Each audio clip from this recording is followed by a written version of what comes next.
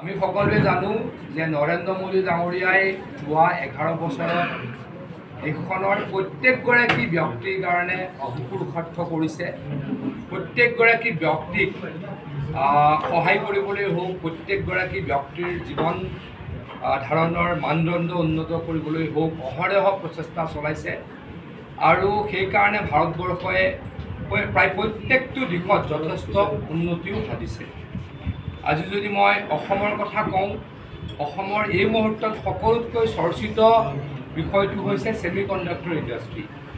Semiconductor industry অসমলৈকে অহাৰ ক্ষেত্ৰত সকলোতকৈ ডাঙৰ কৃতিত্বকাৰ বা অসমলৈকে অনাৰ ক্ষেত্ৰত সকলোতকৈ ডাঙৰ কৃতিত্বকাৰ প্ৰধানমন্ত্ৰী নৰেন্দ্ৰ মোদী ডাঙৰীয়া। ছেমিকণ্ডাক্টৰ ইণ্ডাষ্ট্ৰীৰ যি পলিচি, সেই পলিচিত যথেষ্ট পৰিমাণে, যিহেতু এইটো এটা অত্যন্ত গুৰুত্বপূৰ্ণ যন্ত্ৰ, এই মুহূৰ্তত সৰু ছেমিকণ্ডাক্টৰ যন্ত্ৰই সৰু বা এটা চিপছ। পৃথিৱীৰ বৰ্তমান পৰিৱেশত ছেমিকণ্ডাক্টৰৰ গুৰুত্ব অপৰিসীম। মই যিমানখিনি জানো, যোৱা 40 বছৰে ভাৰত চৰকাৰে ছেমিকণ্ডাক্টৰ বনাবলৈ, উৎপাদন কৰিবলৈ যথেষ্ট চেষ্টা কৰিছিল, কিন্তু কোনোৱে সফল নহ'ল। সফল হ'ল কোন? নৰেন্দ্ৰ মোদী ডাঙৰীয়া। নৰেন্দ্ৰ মোদী ডাঙৰীয়াৰ দিনত 3টা আমাৰ দেশলৈকে ছেমিকণ্ডাক্টৰ ইণ্ডাষ্ট্ৰী আহিল, তাৰে এটা অসমে পালে। গতিকে অসমৰ প্ৰত্যেকগৰাকী ব্যক্তি নৰেন্দ্ৰ মোদী ডাঙৰীয়াৰ ওচৰত নিশ্চয়কৈ কৃতজ্ঞ। আমাৰ দেশৰ প্ৰায় 11 কোটি পৰিয়ালক প্ৰধানমন্ত্ৰীৰ আয়ুষ্মান যোজনা দিয়ে। আমাৰ প্ৰত্যেকগৰাকী ব্যক্তিৰ ঘৰলৈকে হৰ ঘৰ নল হৰ ঘৰ জল আহে।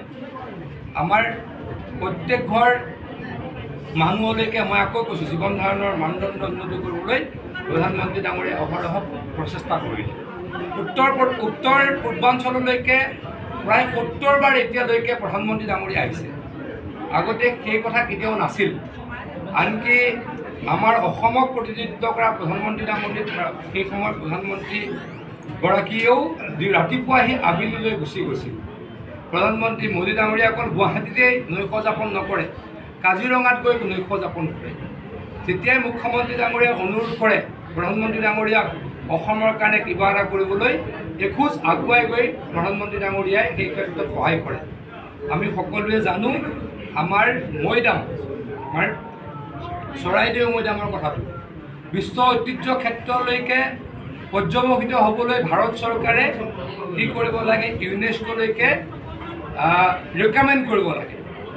এই ৰেকমেণ্ড কৰাৰ ক্ষেত্ৰত মই জানো যে এটা অনুষ্ঠান আছিল প্ৰধানমন্ত্ৰী ডাঙৰীয়াই প্ৰতিনিধিত্ব কৰা সমষ্টিটোৰ পৰা। প্ৰধানমন্ত্ৰী ডাঙৰীয়াই নিজৰ সমষ্টিৰ সেই অনুষ্ঠানটোক ৰেকমেণ্ড নকৰি কাক ৰেকমেণ্ড কৰিছিল? আমাৰ চৰাইদেউ মৈদামক। তাৰমানে অসমক তেখেতে ভাল পোৱাৰ কাৰণে হয়তো এই কামটো কৰিছিল। অসমৰ স্বাভিমান, অসমীয়াৰ স্বাভিমান গামোচাখন সমগ্ৰ পৃথিৱীত প্ৰদৰ্শন কোনে কৰে? নৰেন্দ্ৰ মোদী ডাঙৰীয়াই প্ৰদৰ্শন কৰে। যোগাযোগৰ ক্ষেত্ৰত ব্যাপক পৰিৱৰ্তন হ'ল নৰেন্দ্ৰ মোদী ডাঙৰীয়াৰ নেতৃত্বত। আমাৰ অসমৰ সকলোকেইটা এয়াৰপৰ্টেই হওক বা নৰ্থ ইষ্টৰ এয়াৰপৰ্টেই হওক কাৰ্যক্ষম হ'ল।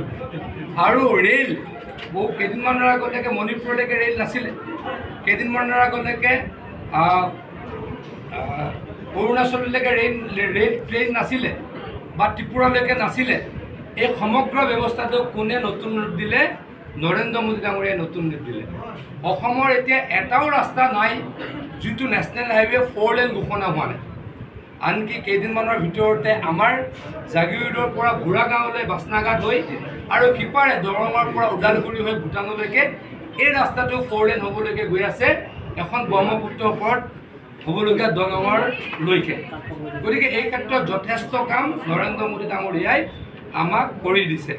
আজি জলসম্পদ বিভাগৰ কথা যদি মই কওঁ, জলসম্পদ বিভাগক প্ৰধানমন্ত্ৰী নৰেন্দ্ৰ মোদী ডাঙৰীয়াই ADB আৰু ৱৰ্ল্ড বেংকৰ পৰা প্ৰায় 6,000 কোটি টকা লোন লৈ দিছে, য'ত নেকি 80% কেন্দ্ৰীয় চৰকাৰে দিয়ে।